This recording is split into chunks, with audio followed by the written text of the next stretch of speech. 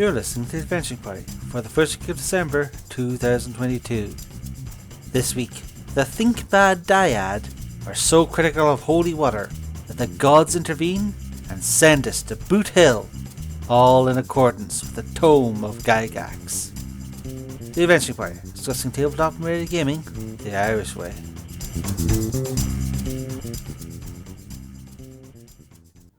O great muses of war, I invoke thee. Great Mars, great Ares, great Corn, his cornflakes, please come to our podcast of bloody slaughter and help us to render doom upon our enemies, and also to read this book by Gygax. O Gygax, who art in the DMG, hallowed be thy pages. As unshuffled as they are, they bear wisdom to us, sometimes directly, sometimes by aside and table. Share your wisdom with us now, O Gygaxian one, wherever you may be, and let us dive deeper into the Tomes of Gygax. I've been meaning to use that effect for a while. There we go. I should use that for all of these. Why didn't I use that for all of these? Saying Tomes of Gygax sounds cool. It is an invocation. Which brings us to the tome we're working on at the moment for the last 100 years. This is episode, what? 17? 16? 17, I believe. 17 of the Tomes of Gygax. We're still here. Although, I feel like we're coming to sort of a natural-ish end, aren't we? We run into a lot of tables and appendices after not too long. We're definitely on the downward slope, but this week's episode starts on one of those topics where, and this is hardly the first of these topics, is one of those topics that's really interesting conceptually, but was it worth half a page of mumbling and tables that we're going to get to it, which is the guidelines and thought process behind God coming down from heaven to save your PC. Yep. Deus Ex Gemina. Is that right? Deus Ex Ludica? My Pigeon Latin's pretty ropey. Yeah, but my understanding is that this is, again, one of those rules that's probably fighting against a precedent that Gygax himself set in the early days of D&D in like 1973 when he was still developing it, and now regrets and would like you to work around in a, as usual, complicated and not worth the time way. But yes, it starts at the beginning of the end of page 111 with... Oh, I feel like there should be an Innomine reference here, right? Like 111, is it? You get 3D... That was a 3D6 system, wasn't it? 111 was like a spectacular celestial success. But I interrupt. Go on. But yeah, it basically starts with the explanation that God is busy. And if the supernatural powers of the various outer planes would and could continually and constantly involve themselves in the affairs of the millions upon the prime material plane, they would not only be so busy to get neither rest nor relaxation, but these deities would be virtually handling their own affairs, confronting each other. If an entreaty for aid is heard but one time in 100, surely each and every deity in the multiverse would be as busy as a switchboard operator during a national disaster, even giving each deity a nominal number of servants able to supply aid to desperate venturers. The situation would be frenzied at best. Add to this the effects of various spells, like commune, contact of the plane, and gate. It's obvious that intervention by a deity is no trifling matter, and that it is not to be allowed on a whim, even if characters are in extremis. So basically, God's too busy to help you.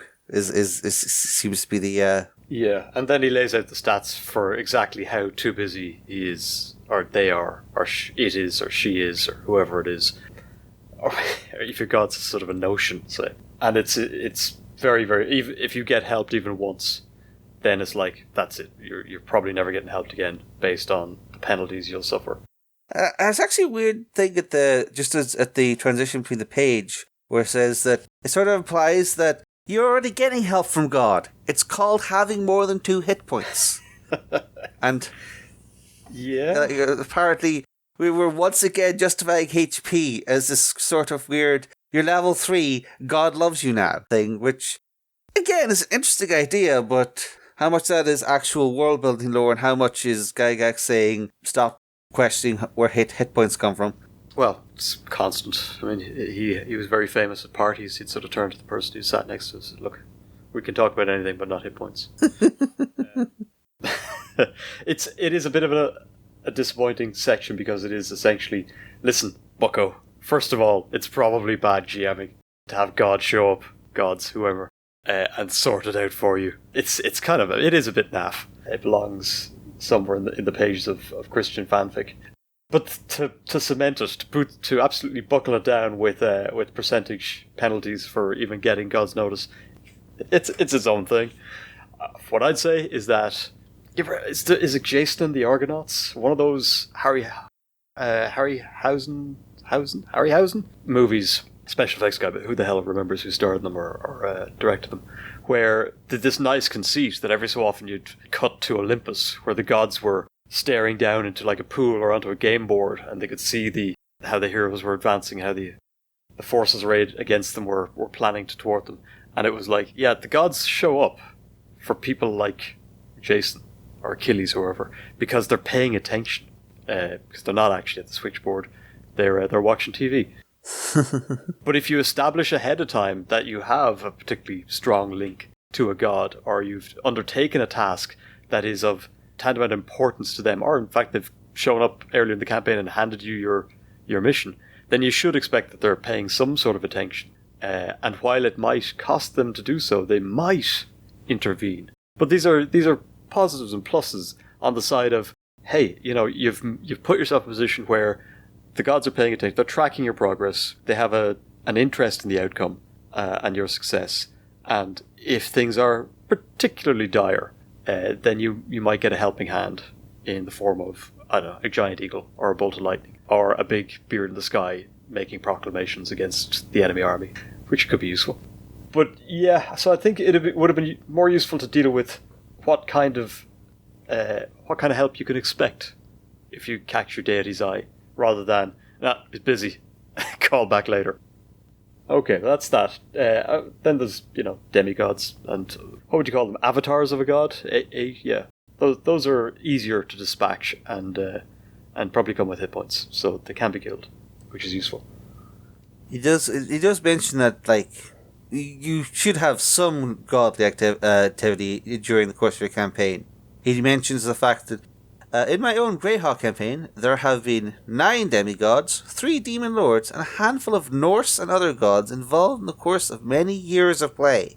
Again, this is something like 6 or 7 years of play with like dozens of players. So he definitely doesn't think this as something your group, a given group in a campaign is guaranteed to have happen more than once or twice in their careers. But over the course of the Gygaxian campaign, where it's like many players of differing parties with their own goals and stuff, he expects, you're going to have a couple of divine or diabolic forces show up at some point. It's kind of fair to say that Gary didn't really consider characters that important. Yeah. Because he was dealing with so many people. Yeah, it was about the campaign, not the characters. In fact, the only ones he ever seemed to deem particularly important were the ones that got right under his skin and stuck in his craw, which we've seen several oblique references to. So, you want some divine intervention? Become a thorn in the paw of your GM. It won't be the divine intervention you're looking for, but it will be memorable. Right, ongoing campaign, which he was involved in running so many of. So yeah, like, characters come and go. They can't all have gods show up for them. Whereas in the modern frame, when it is the same people you're playing with week on week, possibly year on year, you've got a little more leeway to make them the most important people in the universe. Because for you as a GM, they're your players, they're your characters. And that is definitely something you have to keep in mind whenever reading the Tome of Gygax. Is this like, he's not running the same type of campaign that you probably are. And if you are trying to run a Gygaxian campaign, then a lot more of this advice makes sense. The thing about this, and again, we've spent about 10 minutes waffling on about this half page, is that despite the interesting bit of theory crafting, the actual chance of anything actually happening is pretty minuscule. Like, it's like, if you're of exemplary faithfulness to your god, which, as I've seen in previous episode, means you basically are a cleric or paladin, because games rarely incentivize being faithful. You're just a fighter. But if you are of exemplary faithfulness, there is and you beseech your god in the time of greatest woe or whatever, there's a 10% chance that maybe an angel will show up. And if you roll a 00, then there's a chance, then you roll again, and there's a chance equal to your level, the god themselves will show up or do some miracle to you. And then, of course, this percentage chance, this 10% of 1% chance of this happening, that requires its own modifiers. And, like, apparently there's only a 25% chance plus your level if you are literally doing God's work right that second of that 1% chance making God show up. Fine. Okay. But look, at least if it's rolled on and it comes up, GM's got to honor it. Like, Gary would make it happen, despite how crazy it might get. That's I suppose in these more open-ended campaigns, this is where the real fun happens, where the dice decide and just sit around interpreting to great hilarity. All right, there's nothing else to be said on this. I think there's so many things to be said about this, but never mind. Ongoing campaign. So this is a bit of editorializing by Gary again.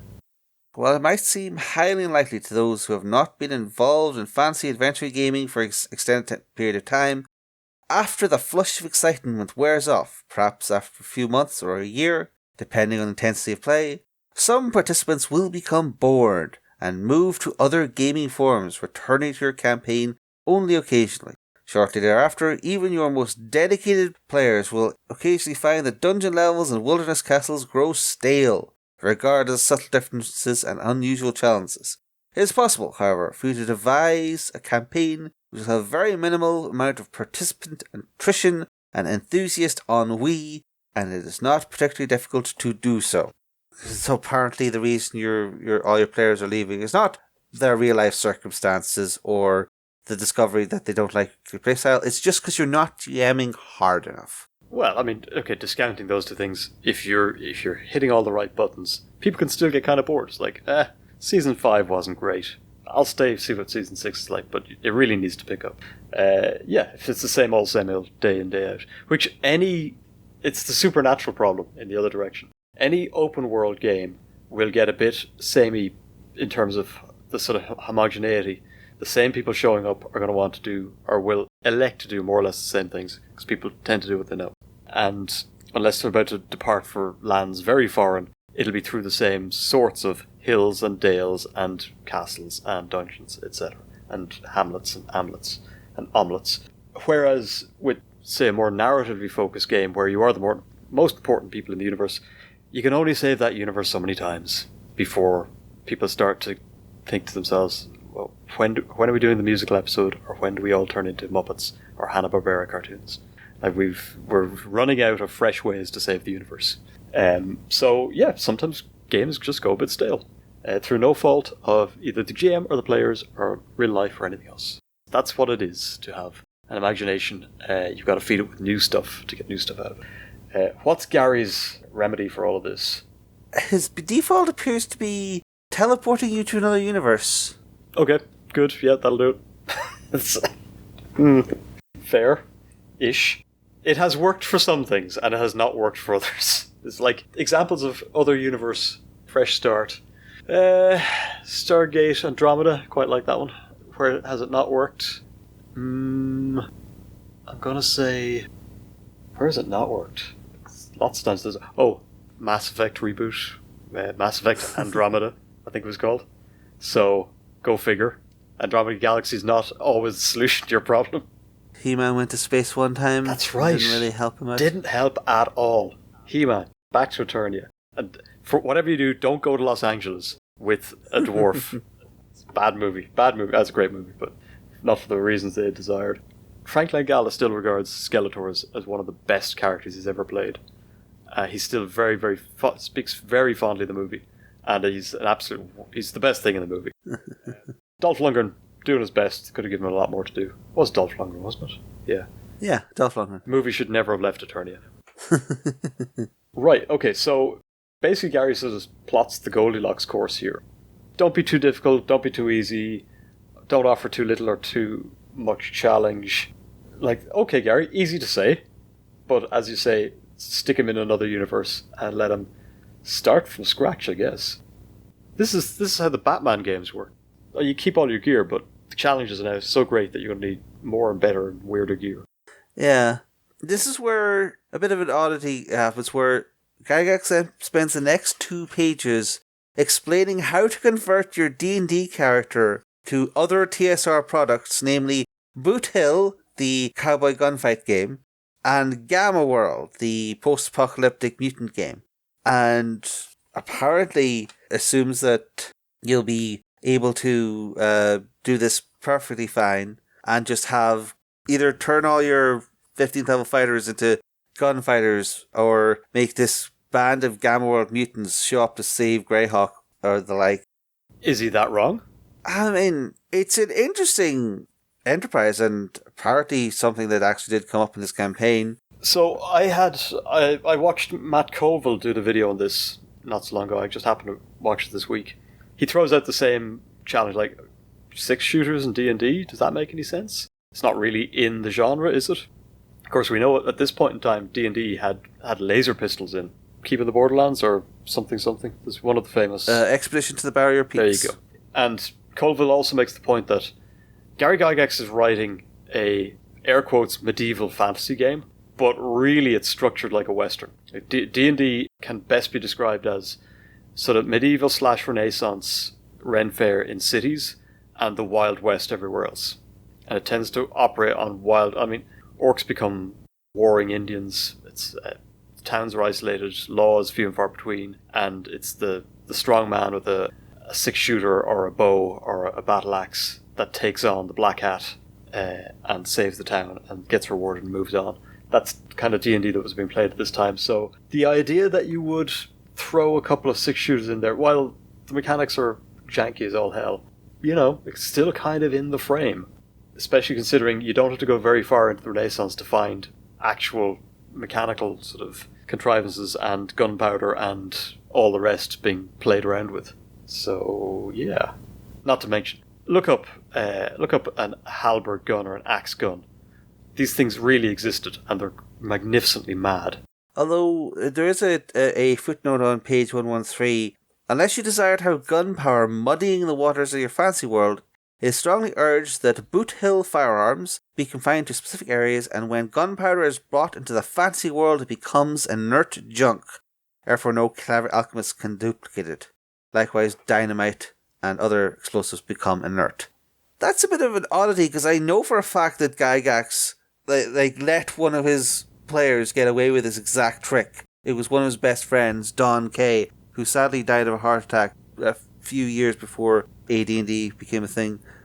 And his character was actually quite famous, almost like a gunslinging paladin for a while.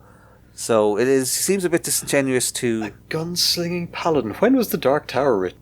Mid-80s? I feel it was the first one was in the late 80s, yeah, okay. And then he took a long break around book 5, and then he got hit by a truck and decided he needed to finish the series.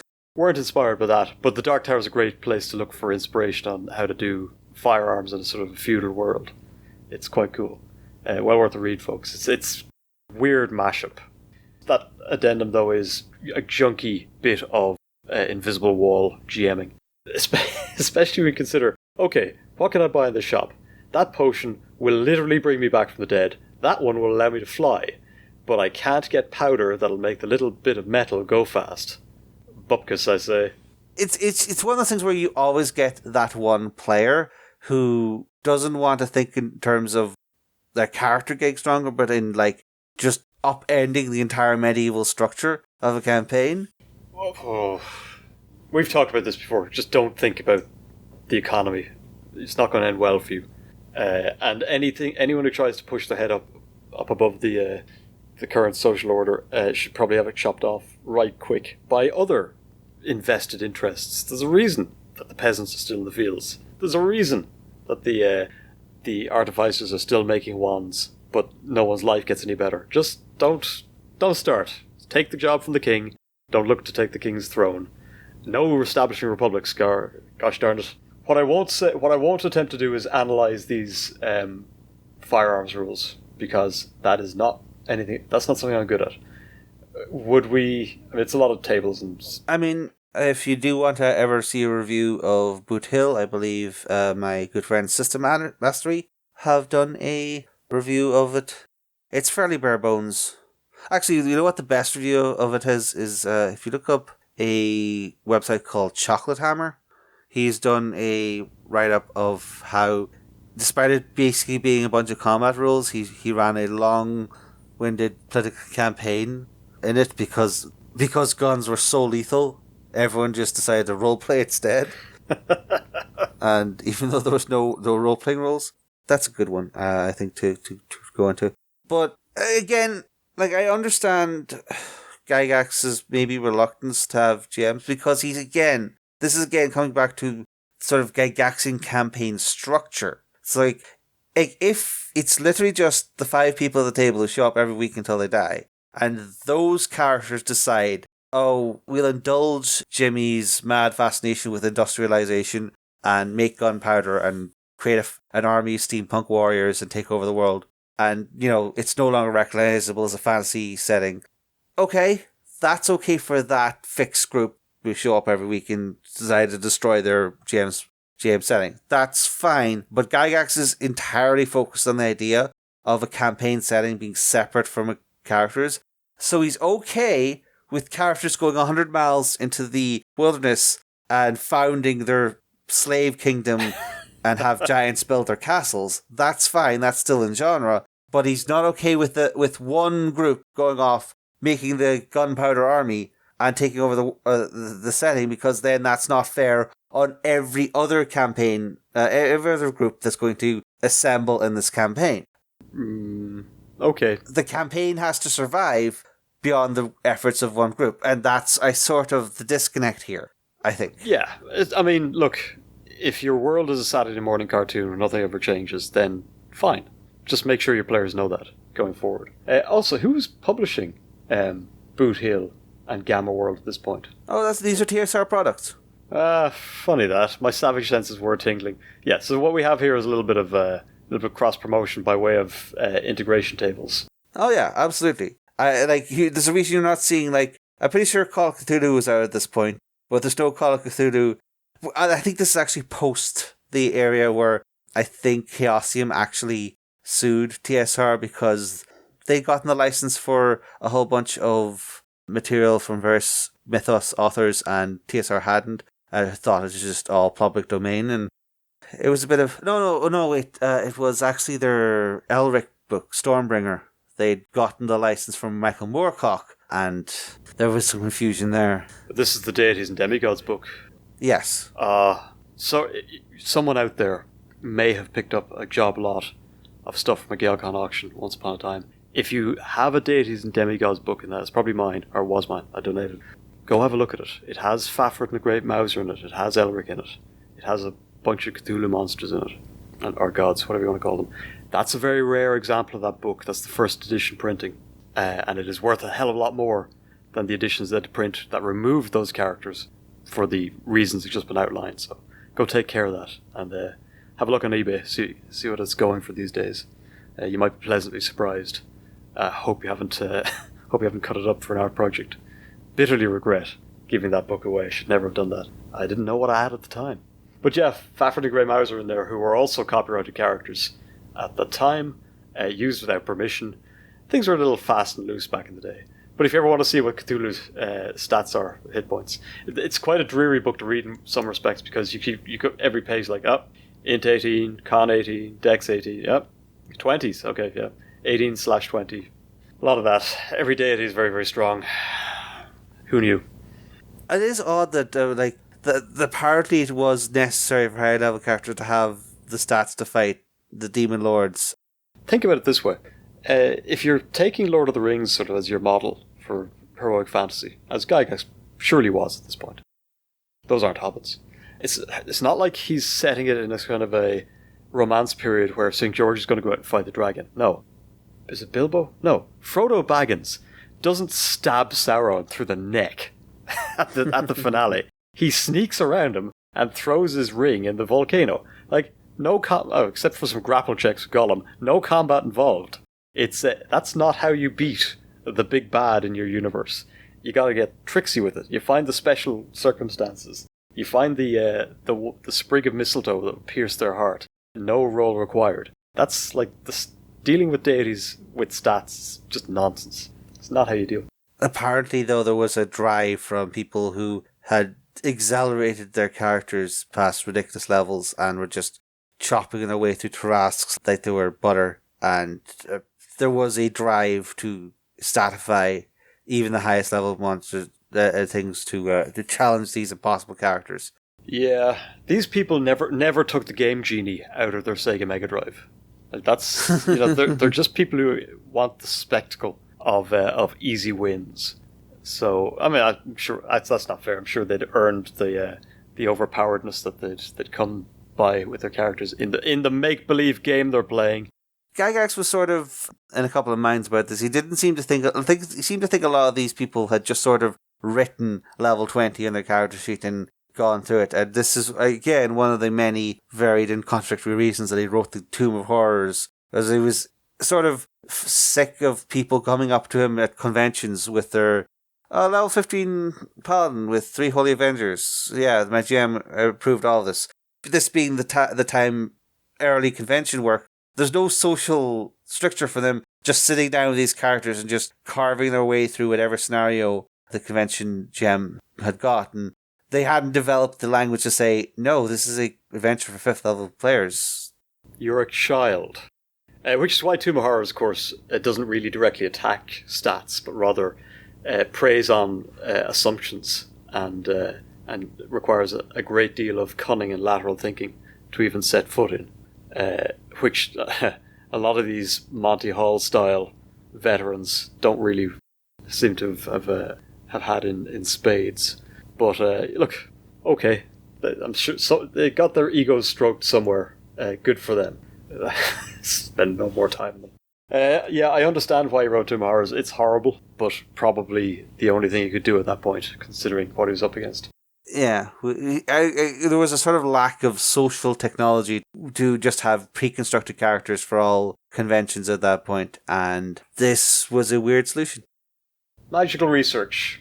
So Boot Hill, Gamma World, here's a couple of pages on how you can tape them together on a stick, to be fair, and then use either the players will beat you with it or you'll beat them with it. Have fun.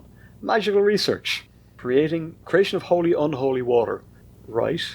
Again, this is one of those things where we have a half page of material here. Yeah. This is sort of deep assumption and lore on the process of holy water, what it means, how important it is, how there are apparently churches in the common D&D setting that will pay 200,000 gold pieces for a basin, and then 2,000 extra gold pieces for the font installed in that basin, just so that they can make 50 vials of holy water of a Sunday. Yeah. And I don't think holy water has ever done anything but this does D8 damage to undead. And I'm trying to figure out the logic that you'd spend half a page of your DMG and come up with all this, again, intellectual labor for maybe Gygax's players were the types that would just say, yeah, I would like to buy 400 bottles of holy water and just sort of dump them all out onto this pack of zombies and just melt them all. Really curious as to the motivation behind this entire segment. Holy water, let me see, what does it cost? Do you have a PHB handy to see what it's... I'm searching it here. This is combat saving throws, next. It would be in gear, wouldn't it, if you have a first edition PHB? So, yeah, there's that note at the very end that says it'll delay lycanthropy and being undead for 1 to 4 turns. So... Well, that turns, I believe, is like dungeon turns. So that'd be like 10 to 40 minutes. Gee, that's great. I've got the whole night of full moon to deal with. So I'm going to need a few vials, haven't I? Yeah, like, there's an entire industry of spells and potions and holy waters that are apparently meant to slow down lycanthropy until you get the actual treatment. But they never last more than, like, an hour or so. And I'm still trying to figure out, well, you're in the dungeon. You're a week's journey from civilization. What good is this? How does it help, like, you're going to last another hour or so? When what you need is to get to the other end of town, a week's horse ride away, and then get like the bishop to cast Cure Lycanthropy on you. But apparently it's very important to know that the delay poison spell will give you an extra d6 times 10 minutes. I've never understood all of these effects that are all through early D&D that don't seem to it's not a useful amount of time. Yeah, it's like delaying for a couple of minutes, but what you at absolute best you need an entire night so that the cleric can pray for the proper spells. But is it more interesting then that you do have to deal with the effects? You can delay them for a little bit, and you might pour quite a few resources into attempting to do so. But ultimately, you're going to be forced to play through the effects and figure out, how it affects your game and how it changes the landscape of your character until you can do something about it. It's no good inflicting something on a player if their character never actually has to deal with the consequences. It's, I got a condition. I'll immediately negate the condition. Okay, carry on. You are whole and untrammeled by these traumatic experiences. Nothing ever happens to your character. Saturday morning cartoon rules. So there's something. I mean, maybe just maybe the story you're telling is contrived, or the circumstances you find yourself in contrived in such a way as that extra 10 to 40 minutes is just enough to do the right thing before turning into a slavering beast or an unholy monstrosity. There's a beautiful drama in all of that. So who knows? But yeah, it's complicated. It's a lot of money. I mean, obviously D&D requires money sinks at higher levels of play. If you tell players how much a font and holy water basin cost, they're gonna eye up every church they pass. Yeah, there is that. You know what they're like. Yeah, I guess I'm just curious as to, like, this again. It's the Gygax issue of he gives all this interesting and mind-bending lore and then these odd mechanics, and he never explains what the intended playstyle for them is. Like, you sort of have to sort of try to puzzle out, like, what is the point of limiting the average church to 6 vials of holy water a week, or what is the point of delaying lycanthropy by 20 minutes? Like, these are the mysteries that I would like the answers to, but Gygax merely presents his conceptualization of the world, but without real context as to where that fits in the game. And I'm not saying that doesn't have value. That has quite a bit of value because it keeps you. I get why people fall in love with this book, because this is like it presents all these mysteries. Like this is how every D&D world works. Everyone has to get their powerful basin of holy water creation, and you're left asking, but why? And the answer of that question can be fuel for the imaginations of a generation of DMs.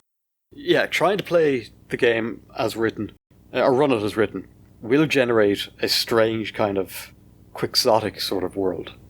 But it is one we'll recognise as D&D, as a fantasy kind of role-playing space, as whacked out as it can be in certain directions. And having a book of constraints like this, this is what it costs, this is how much time it's going to take, that's sometimes it's just enough that it's there. What is he going for? Who knows? Running a game that no one else has ever sort of run and making up as he goes along, he's probably just trying to deal with whatever's in front of him that week. Bag holding full of holy water. But took notes, and and again, somebody somewhere pulled some gaff where they defended a sieging castle against an undead horde by brewing up barrels and barrels of holy water with a few Ave Marias and beseechments of Thor, emptied it over the walls and basically melted the army. And Gary's like, right, probably going to have to, okay, that was cool, but now I'm going to have to sit down and think about, how holy water actually works. and here we have it. is he a GM that's constantly being thwarted or constantly thwarting? It's the question that keeps coming up in my mind. Yeah, I think again we have found another two-stroke engine of Gygaxian play. Yeah, that's a good way of putting it. Spell research. I think perhaps spell research we can leave for another day. Okay. Yes, having drunken deeply of the drafts of holy water. They will not let me anoint and sanctify the lands I conquer with blood. Stupid gods. I'll have to deal with them someday. Someday. But for now, we'll move on to spell research from page 115. The next time we gather around the... Hold on a second. I got this bit. Hold on. Tomes of Gygax. I hope that's coming through. Oh, sounds like this. But until then... This party's over. And this drinking, smoking room, gathering, heads on the walls thing is over.